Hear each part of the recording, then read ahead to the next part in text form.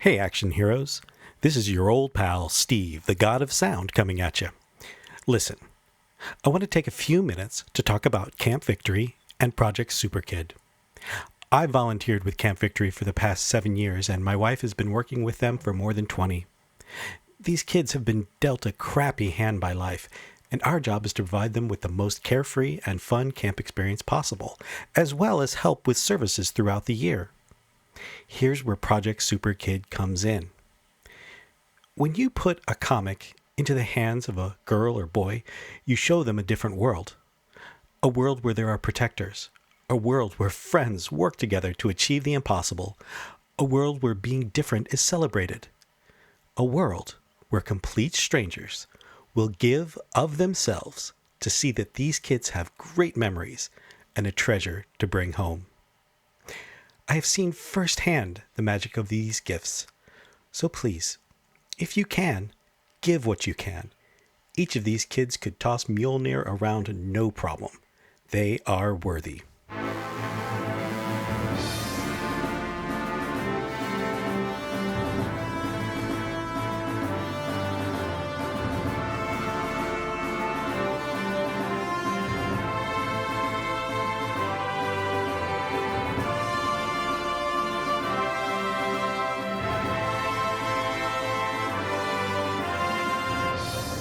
Hello and welcome to All Comics Considered, the comic book podcast with a heart.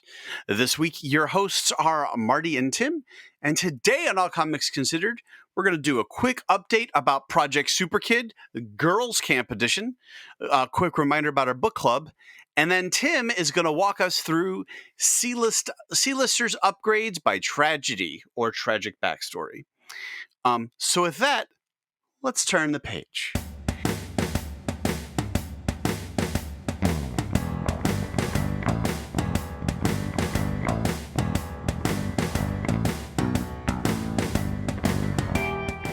Tim, you do have some news about Superkid. I do. So at the beginning of May, and we're past May by the time you listen to this, we did a fundraiser for Project Superkid, which, as you well know, if you've been a loyal listener, is our community project, and the goal is to raise funds in order to get graphic novels in the hands of sexually abused children who, are at a camp and could use some good reading material. This is our third year of doing this, and we've succeeded in raising $602, I believe it is, for the girls' camp, for the boys' camp. And so what we were able to do is get volume 1s and volume 2 of Miles Morales' Spider-Man into the hands of 40 boys, and they were very happy with it. Steve Jacoby, our sound engineer and volunteer for Camp Victory, was exuberant about how it was received. So that filled our hearts. You guys are rock stars. You action heroes made it happen, and you're amazing. So we paused for a moment and then relaunched another campaign for Girls Camp. The boys and the girls are separated for obvious reasons, and so we started June 6th or so, and we're going through June 14th, and we're trying to raise a similar amount of money. As of today, which is June 6th, we are at around $300. So if we can raise another $300, we can get 2 volumes of a graphic novel. We're going to be doing Squirrel Girl Volume 1 and hopefully Squirrel Girl Volume 2 into the hands of another 40 girls who could use a break. Yeah, I really hope Steve puts out a piece, hint, hint, nudge, nudge, wink, wink, where he records some of the impressions that he had of watching the kids and he tells the story. I really wanted them in his words. Also, his response to a woman that took a rather negative tone to buying books for victims of sexual abuse.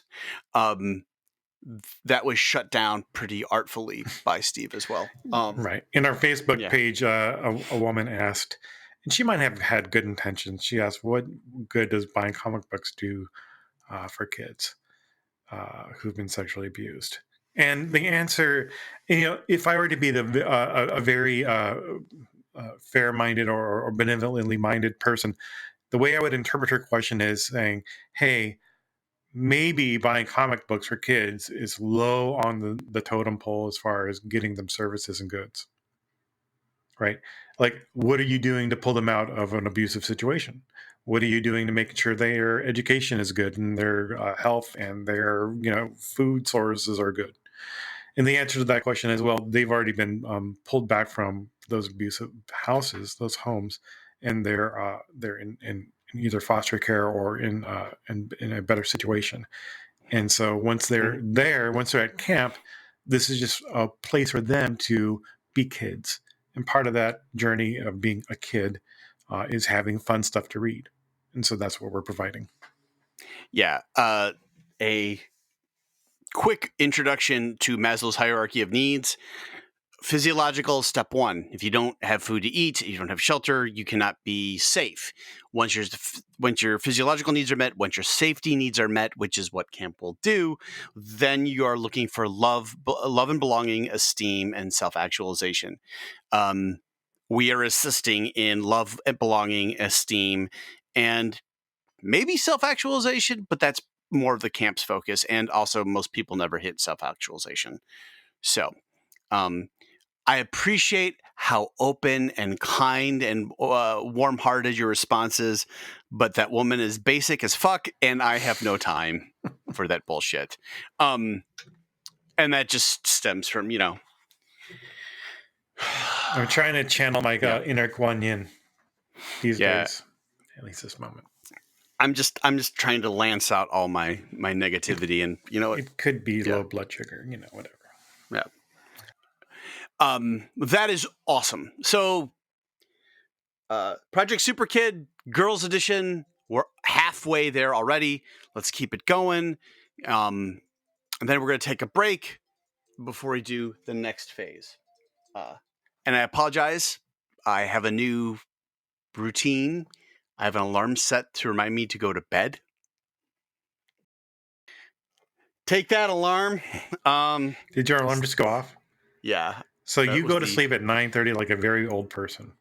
I turn off all my screens, and I have to be in bed reading comics or physical books or books. I am allowed to read digital books because I have to be up at 5:30. Oh, man. That's a rough. I know. I used to be able to do the whole 4 hours of sleep, wake up bright-eyed, bushy-tailed, and now I'm just like too full of piss and vinegar. 5 to wake o'clock up in the morning is ridiculous. What's that about? Dogs, spoiled dogs. Oh my god. Speaking of, I got nothing. There's no good segue here. Let's turn the page and talk about the book club reminder. On Saturday, before this podcast drops, but by the time this is in your feeds, there will be a poll out. Which book should we read? So if you are at a voting level, you're going to be able to vote on this poll. If you're at a suggestion book club member level, you'll be able to say, like, how about this book? We have our list in a whole bunch of places in our secret office, which is also known as Slack. And once we push out that send button, we are just gonna let our freak flag fly and figure out what is the best thing to do for book club number 2. I also need to apologize. There was a problem with Libsyn and Patreon pushing out that episode. I thought it was out, but it wasn't. So it should be. It is out today, and then it's going to hit the Libsyn tomorrow. So everyone will have it tomorrow. Let's turn the page and let's move on to this topic, which Tim introduced in Slack, that we all loved. So here is my pitch. I've noticed that C-list supervillains, quote unquote super villains, frequently get pulled from the Silver Age into the modern era, and they get a tragic end. Mm-hmm. This has happened to Rhino. This has happened to a multitude of villains. And so my pitch was, hey, pick a Silver Age villain and then tell what happened to them in the modern era. What terrible fate beheld them in the modern era. And the kids loved it. And so, what was your example of this usage of Silver Age heroes? So what was going on is that Nick's like, hey, I'm running a tabletop RPG for superheroes. I need help. Please give me a dorky C-lister supervillain. So I said, Melter. His power is to melt things. That's what he does. And he's an Iron Man villain. And he had a gun and he had an orange outfit and he melted stuff. And he's like, perfect. And he put it in. So that's what got me started. And I was thinking, well, let's take a look at some of these old guys and see what's going on with them. And so so the one so after the melter, I was like, well, if you're not going to use the melter, think about using Unicorn. And I was like, man, Unicorn, what a weird villain. One is named Unicorn, which you usually associate with princess frilly parties of balloons and flowers. And, and it's not. The unicorn's a weirdo. He's like this Czechoslovakian spy who was outfitted with some super gear and again faced off with Iron Man. And he's dressed in, again, an orange jumpsuit with green thigh-high boots and a helmet with a horn on it that shoots, lasers. Of course. Okay. Yeah. And he's got a giant black unicorn insignia on his chest and belly. Like, this guy is weird. So I thought, well, I'm just going to go and see what happened to this guy, because clearly a weirdo like this is going to have a tragic, future. And it turns out he did. So what happens with Unicorn is this: he is seeking a power upgrade because he wants to, do what villains do and get massive amounts more of wealth and power, and he brokers his body to a power broker who does it, and so he gains. So he's like a slim guy who gains a massive body, sort of like the Blob. He becomes very chunky and thick. And he no longer has his power horn, and his costume's all gone. Instead, in the middle of his two eyes is a third eye, his unicorn dot, if you will, where he can project energy, and he's massively strong. But in the process, he starts dealing with cellular degeneration, so he's dying. So Tony Stark, not being a monster, captures Unicorn, puts him in a cryo freeze tube, like you do, so he can slow down to the cellular degeneration and figure out how to fix Unicorn. The process apparently interacts with his new powers, and he's no longer dying. He breaks free of this tube of coldness, but the process also completely destroyed large portions of his mind, his brain, and Unicorn is now completely insane. He's also just sick of everything, and he decides he needs to go back home to Czechoslovakia, which is sort of a rational idea, right? I'm going to go back home. The way he does it is that he walks from New York. He's going to walk all the way back to Czechoslovakia, and of course, there's a giant ocean in between, and he just walks into the Atlantic and drowns to death. That's a tragic ending. Yeah, he got a upgrade through tragedy and a tragic ending. Yeah, that's messed up. Right. And all the time I'm like, ha, Unicorn, what a funny guy. Let's take a look at this funny guy and see what happened to this funny guy. Right? Oh shit. It was so when you pitched that, there's one thing that I'm having a hard time doing, and that's finding dead C-list villains that aren't back in some way, shape, or form. But I do have a couple of upgrades through tragedy. Specifically, it's a variation on your pitch, wherein a Silver Age villain gets their power set through through like an upgraded tragedy, right? So that's a much more modern take on the villain, like a bad thing. You know, there's always like a bad thing happens. You can be a good guy or a villain, but this is much more modern. So in August of 1960, the creators of Batman introduced a C-list villain known as Kite Man. And Kite Man committed a whole bunch of crimes with some tricked out kites and was only bested by the world's greatest detective / kite flyer, the Batman. Batman beats Kite Man at his own game because that's how fucking savage Batman is. There are a lot of different versions of what happens to Kite Man, including a terrible, tragic ending where because he refuses to side with the new supervillains of evil led by Deathstroke during one DC Universe reboot, he is thrown off of a building without his kite. There is also another time where he is literally eaten by somebody. Yeah, No, Dios, right? this guy. Where he is eaten by, let me find who he's eaten by. Oh, no, because it's going right into the new one. In Infinite Crisis. In Infinite Crisis, he's thrown off.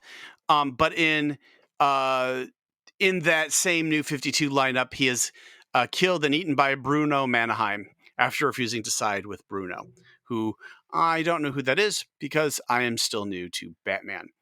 Oh, Ugly Bruno. He ate him. That's gross. Okay. Ugly Bruno is just a mobster, it looks like, from this picture. Whatever, we'll get there.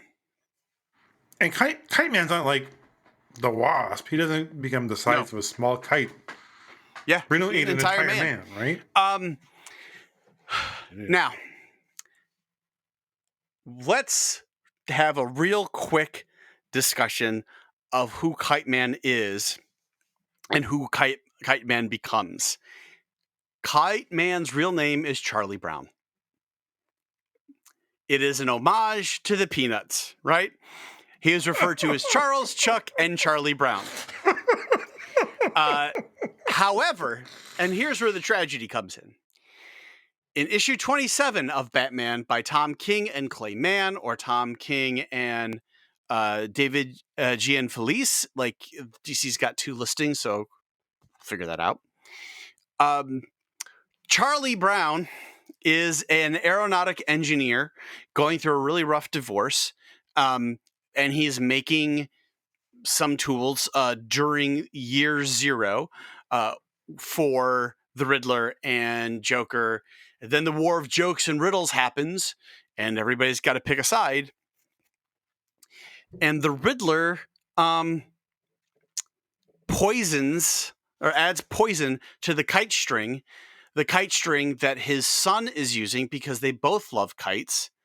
So the Riddler kills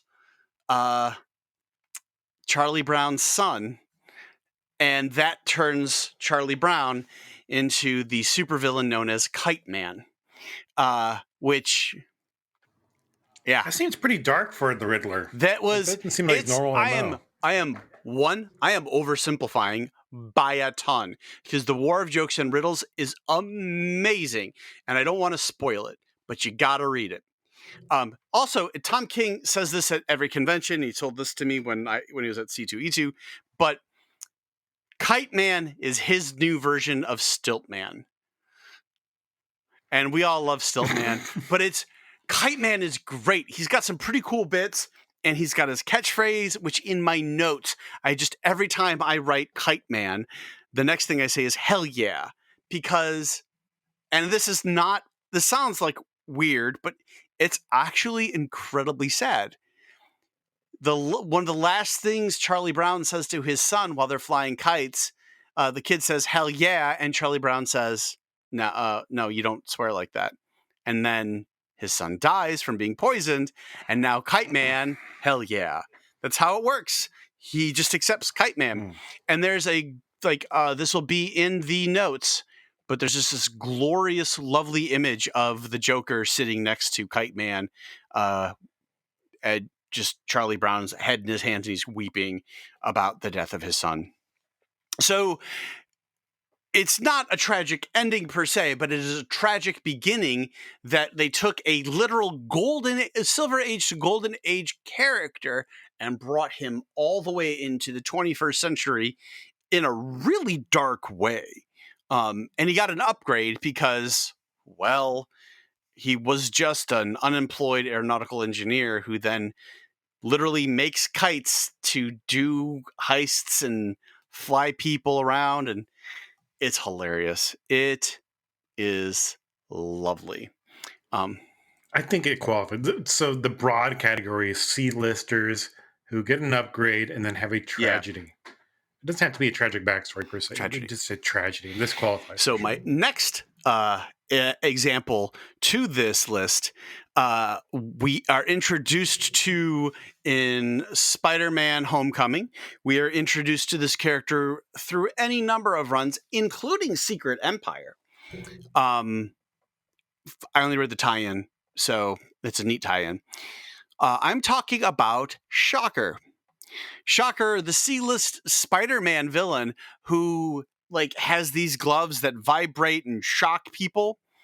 In Charles Soule's amazing run on She-Hulk, this gorgeous run where the artists are Pulido and Wemberly and a handful of others, we have this C-lister who is suffering from multiple traumatic brain injury because of his because of his signature ability, his shock gloves. And in the arc known as Blue, She-Hulk is trying to figure out what's going on with this, what is Shocker's role within this super secret file, and what's going on with is this a case that she can take on? And we see Shocker just deteriorate. It's fantastic. Now, in later issues where they have Shocker, he's not suffering from this degenerative ability, but in Blue, this upgrade, he gets an upgrade through, a very relevant to the time issue, chronic traumatic brain injury. So Shocker, and also let's just be honest, the She-Hulk run is what really put Charles Soule on the map for many of us in the Cape and Cowell reading community. He's done a whole bunch of other stuff beforehand, but this is what got him noticed by more than just, me. So I read that too. Yeah, so I think that also counts. Not to the same degree because it's not something that sticks. With Kite Man, the way it works out, it's much easier to recast the origin with tragedy than it is to give someone a tragic turn and then have them keep it. I'm going to improv one really quick, and you're going to appreciate this because you've read it as well. Mm-hmm. I really felt like bad juju happened with Absorbing Man. Yeah. Crusher Creel, right? So what happens is that we see Crusher Creel turn from heel to hero in the pages of Black Bolt. Mm-hmm. And we kind of grow to like this guy. But then he decides to go ahead and get a power upgrade. Again, we're talking about power upgrades from the government. And the government is going to give him a Hulk upgrade, unbeknownst to him, until it's too late. And he adopts the moniker, or is the moniker foisted upon him is Red Dog. And so Crusher turns all red after getting this Hulk upgrade, and he goes after the Hulk, and it doesn't work out. It does not. It is horrific what happens to our boy Creel. Saladin Ahmed takes this character that is a joke, that's very powerful depending on how he's being written, but is also a joke, and then gives him a hero's ending, like Captain America's at his goddamn funeral, and then the government forces this Hulk upgrade on him. And what happened? Like I'm gonna link. Like I'm gonna find the image. I'm gonna put a note there to find it because it's terrifying. It's also genius again by Al Ewing, who is taking Hulk into the dark, is some really dark and scary and thrilling aspects of the character. So Crusher's talked into tackling the Hulk because he's never won against the Hulk. He's always got his ass handed to him, and so they're telling him, you got to take him out. This power you have will drain the radiation from Hulk. You're going to be able to finally find your worth. And so he gets talked into it. He does it, and it works for a while. He's able to drain the Hulk's power. The Hulk's on his knees. But then something turns, and Crusher, sort of whole horror aspect to Immortal Hulk is body horror, and Crusher, his body falls apart at the end. He can't contain all the power or something, and he just literally falls apart. It's very graphic in the comic, and it's kind of disgusting. So if you have sensitive readers out there, don't get that book maybe, but it's very effective. Yeah, I love it. So just be aware of what you're getting into, but it is pretty interesting. I have one more that's kind of sort of improved. Because no, it's not. I was gonna bring up Mysterio in Dead Man Logan, but he the story, I haven't finished the story yet, and two, there's no real power upgrade. He just figures out it's not an upgrade to focus his illusion power on Logan. It's just shifting his powers to attack somebody else, because it's not like, he gets more illusion power thanks to, I don't know, Professor X dying or something. I mean, look, if you're that powerful that you can fool Logan, who's got super senses, then some sort of upgrade happened, but it's not a tragic. It wasn't the upgrade didn't come from tragedy, or so it appears, and the ending that he gets is he just puts himself back into a mental hospital, which, while tragic from our sense, it's more maladaptive coping mechanism, because he just doesn't want to be he doesn't want to be killed by, the bad guys that want to use him, which I don't blame him for that want. I also do not want to be killed by a supervillain. So, I'm trying to think if there's any. We could probably think of at least one more. Just spitballing. Wolverine's death. He comes back with heat claws, which I've kind of seen, but I'm still over there. He's the opposite of C-list. Right. He's whatever. He's AAA, right? Right. Who is there's a villain by the name of Mentalo, and his deal is that he's psionic. Right? He's got psionic powers, but nowhere near like Jean Grey or even Psylocke. And during the Dark Reign storyline with Norman Osborn, the Goblin has Mentalo torture Hawkeye. And then after that, during the Heroic Age storyline, Mentalo once again encounters the Avengers, and he tries to control a character by the name of Reptile's mind. And Reptile transforms himself into a dinosaur. Mentalo is unable to control a dinosaur mind. And Reptile loses control as well, because, again, he's a dinosaur, and just beats the shit out of Mentalo. Just shreds him.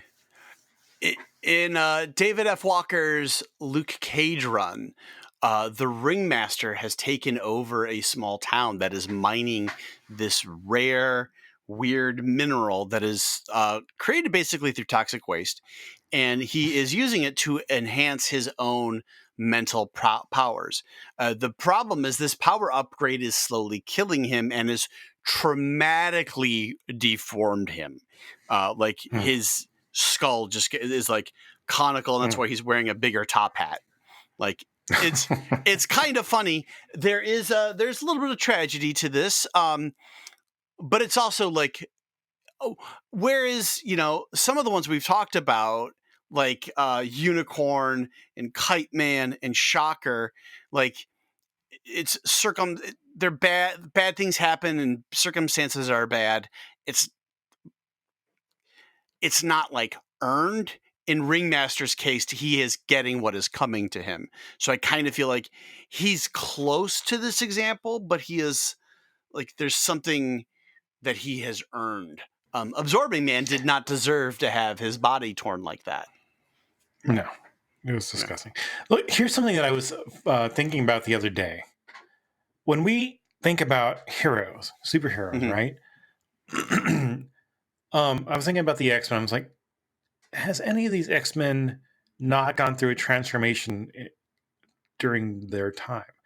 And the answer is no, everyone Mhm. has. Notably the Beast. Oh God, yeah. He's transformed so many times, getting more and more powerful. Angel, who became Archangel, got metal wings, right? Jean Grey, of course, became Dark Phoenix and just became all powerful.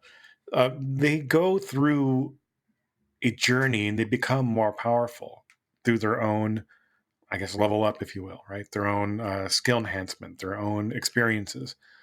The villains, when they power up, they tend to go through outside sources and get enhancements. They don't, like you say, they don't earn their Right. level up.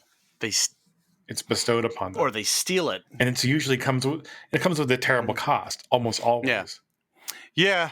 I think that's true. That's really, really true.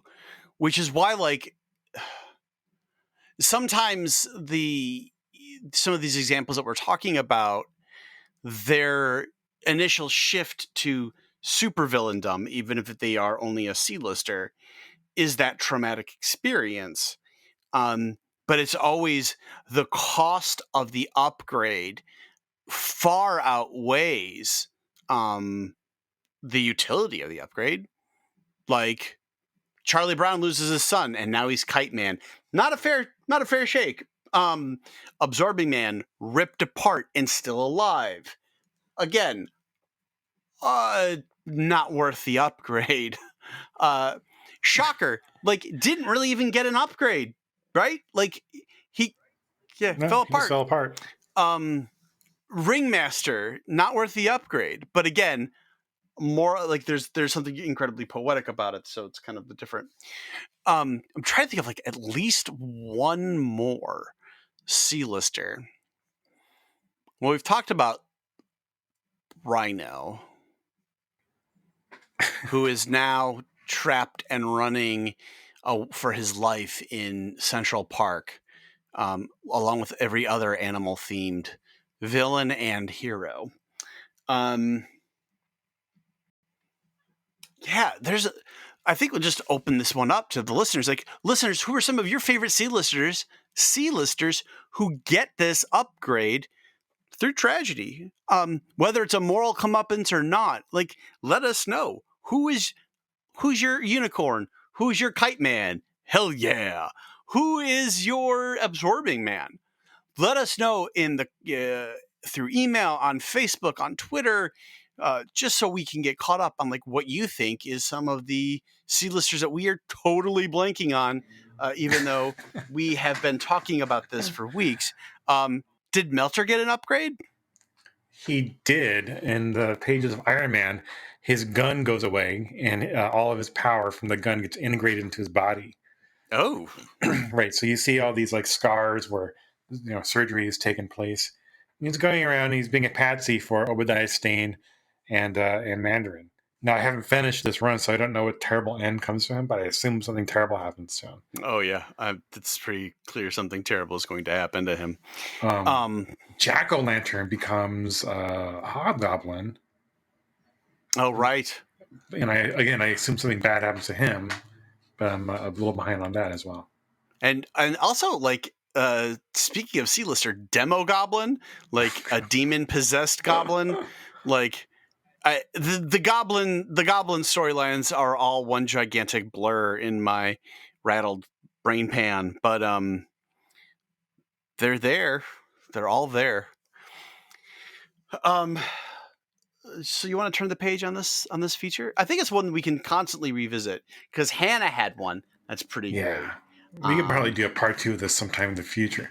Because I think sort of like these characters are just they're like a little artifact you find in a curio shop, right? You're like, oh, what's this weird piece of crap here that's shiny and weird? And then you explore and you go, oh man, what were these writers thinking? But like they were going through some shit and they just wanted to like take it out on a C-lister.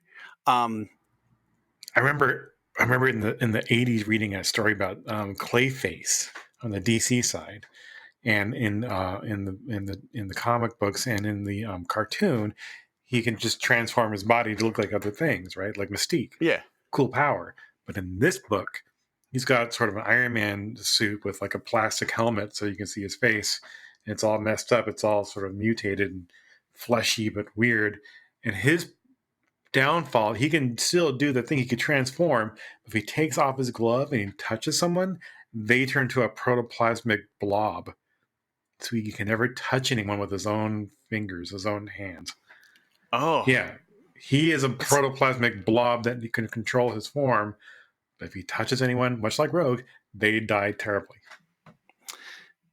You know, that just reminds me that Clayface got an interesting upgrade and a bit of a hero turn in the Night of the Monsters run. Like, I guess, I don't know when Clayface started working with Batman on things, but there's an episode, there's a couple of issues where like they're evacuating the good citizens of Gotham into shelters, and Clayface is basically like helping to like is pretending to be a whole bunch of cops across the city to get people to move. It was really cool. And I'm like, when did Clayface join the Bat family? I never would imagine Clayface turning from heel. Yeah.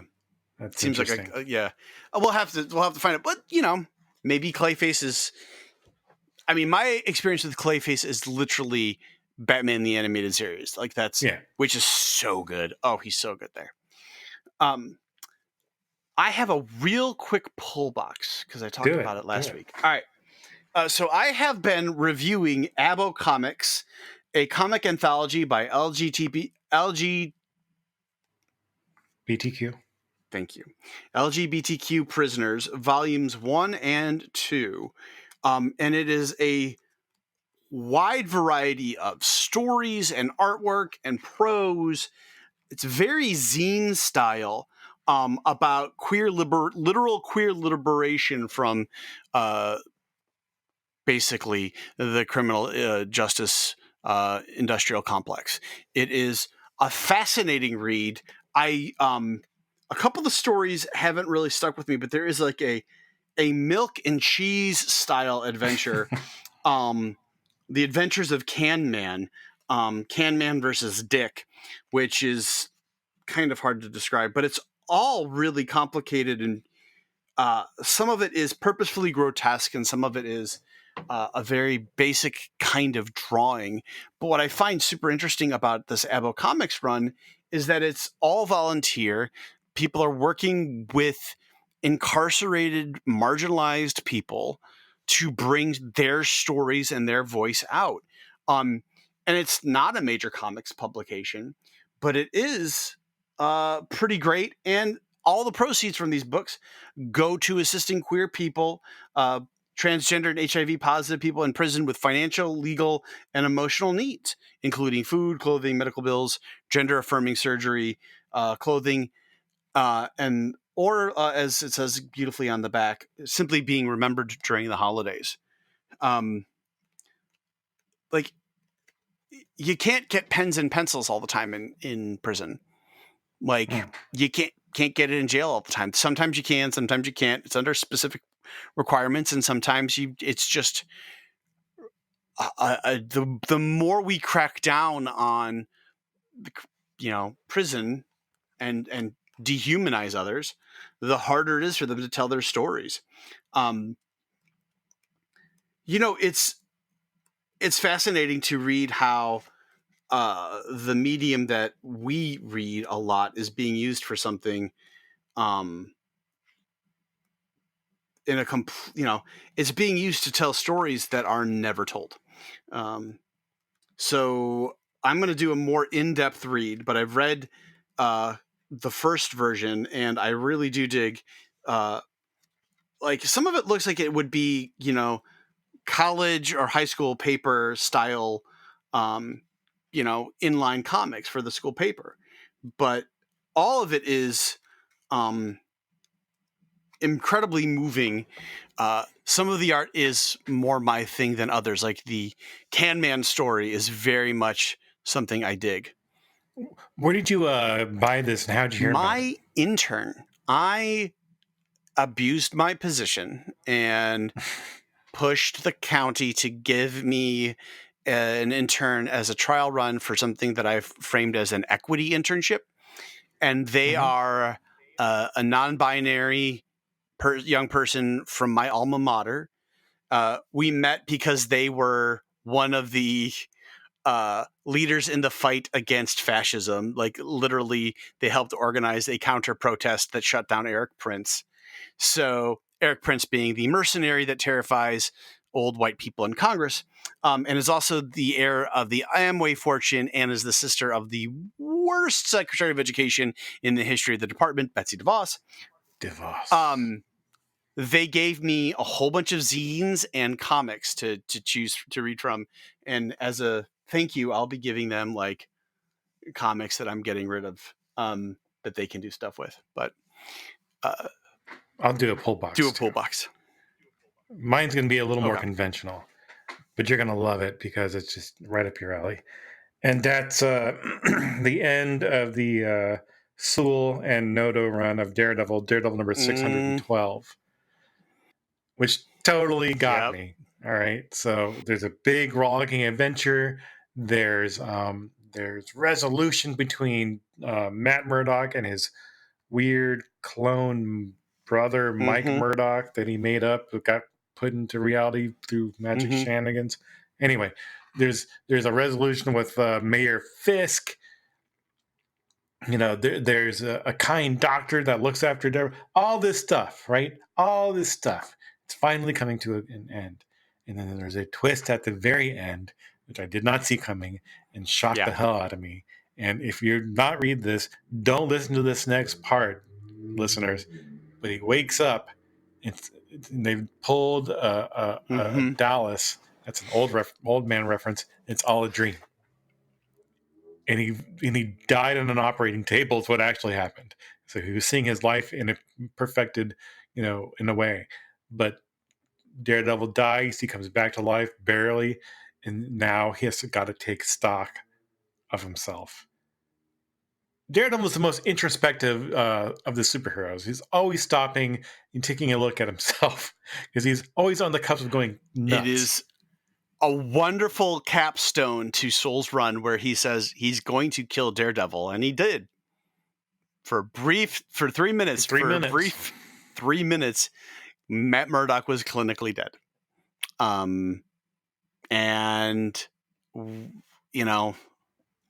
This sets the stage for Zdarsky. I can't remember the artist. Mark Tichetto. We are going to get a new Daredevil. Like someone else is going to take the shoes for a while, because, well, we'll get to that. It's very. I am behind on Daredevil just because I'm behind on everything, but it is something I'm extraordinarily interested in catching up on. Of course. I mean, I don't even know who I'd put in Daredevil's shoes. We've already seen Iron Fist do it for a little bit. Black Panther's done it. We don't know who it's going to be. We don't know what's going to go on. And I love stories where you knock Matt Murdock down and he takes a breather or something. But this time it's the way they're doing this is different. And I really do appreciate the way Chip is handling this kind of procedure. There is one thing. We get a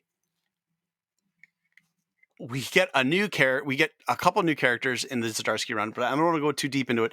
But there is a scene that I do love, where Matt Murdock basically tells Frank Castle once and for all, like, you are out of my league, and I need you to respect that. It's like, Yeah, you're full of demon. You're a demon, Frank. But just remember, I'm the devil, and it's phenomenal the way it's exactly what you want Daredevil to do, given what his power set is. So, it's great. It's great. We're gonna have to do a Daredevil. I have to talk about Daredevil soon. Deep dive. We'll do it. And oh my god, we get entire 32 pages of Phil Noto art. Ugh. Just put me to bed. I'm done. He is by hands down my favorite artist right now. Yep. I'm gonna go buy some prints. I'm gonna slap them in my office. So that's just phenomenal. Oh, it's just Phil Noto is a master of the craft. When you're out here, I have a book for you to read called Infinite Horizon, which is a Jerry Duggan, Phil Noto take on the Odyssey. Oh, you know what? We're gonna be able to do a show in your office. Well, not in my office. It's too small. We're gonna have to do it at the Cards Against Humanity office, which I'll arrange that. Sweet. But yeah, I think we're gonna turn the page and close this episode down. So listeners, before we go though, fill us in. What are you reading? What's in your pull box? And also talk about your villains and C-listers who get upgrades through tragedy, because I am fascinated to hear more stories of that. I assume everyone's got a C-lister that they love. We all do. Is it Whirlwind? Is it the guy with the skull mask and the sword? Taskmaster. Who is it? I want to know. Who do you love that's the loser? Black Ant? Is it Kite Man? Stilt Man? Is it Frogman? Trapster? The Batroc the Leaper? Yeah. Let us know. Super curious. Gibbon? I'll put it in the Facebook question of the day as well.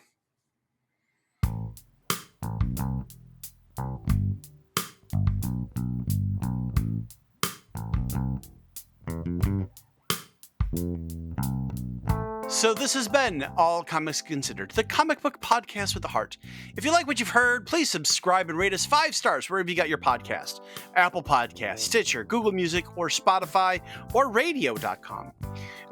Also, you can help us by supporting us over on Patreon. You find us at patreon.com/allcomicsconsidered, where you can like our book club and become a voting member of the team and pick what books we're going to read next. And also get other cool stuff when we hit those levels. On Facebook, you can find us at All Comics Considered, and on Twitter, we're at All Comics Cast. Thanks for listening to us and supporting us and just, making us feel good. That's a really powerful thing. This week, your hosts have been Marty. You can find me on Twitter at Officer Gleason, and playing Destiny on the Xbox and wherever they're going to have Destiny played.